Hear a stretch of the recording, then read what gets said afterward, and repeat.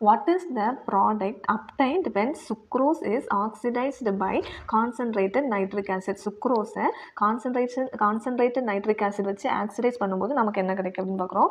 Already sucrose என்னது? Sucrose is a disaccharide because இது ஒரு மோனோசாக்ரைட்ஸ், இது ஒரு மோனோசாக்ரைட்ஸ், ரெண்டு மோனோசாக்ரைட்ஸ் கம்பைன் பண்ணி ஃபார்ம் ஆகுறது தான் disaccharides. Is a table sugar.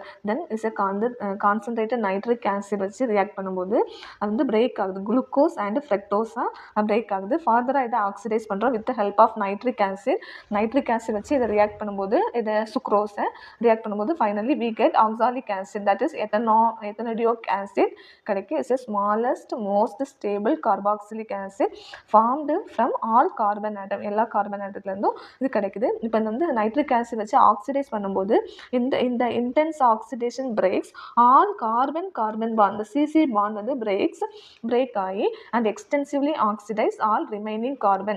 So finally we get the oxalic acid. Oxalic acid means COOH, then COOH கிடைக்கும். Okay, so இது வந்து சுக்ரோஸுக்கு. அதே குளுக்கோஸையோ அல்லது மால்டோஸையோ ஆக்சிடைஸ் பண்ணோன்னா we get வந்து சாக்ரிக் ஆசிட் வந்து குளுக்கோஸையும் மால்டோஸையும் with help of nitric acid oxidise பண்ணும்போது சாக்ரிக் ஆசிட் கிடைக்கும். பட் அவர் கொஸ்டின் சுக்ரோஸை கான்சன்ட்ரேட்டட் நைட்ரிக் ஆசிட் வச்சு ஆக்சிடைஸ் பண்ணும்போது we get oxalic acid.